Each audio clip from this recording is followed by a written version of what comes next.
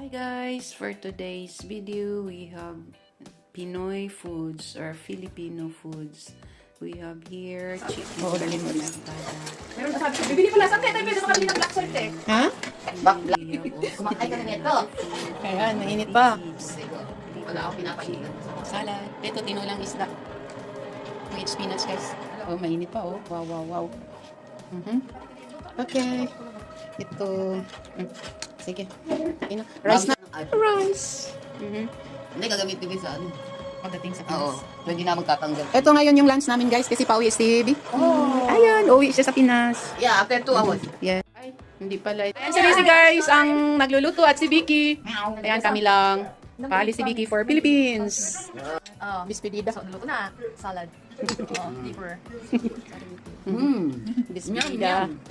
Tama na yan! Oo. Chicken ko ng isa pang Oo. para sa video. Nasaan na nagtago na siya. Padaming isda eh. Ayaw Nobos. Ayaw lumutang din. Natakot ako Oo, baka masira. baka masira, tama. Oo. Okay. Sandali.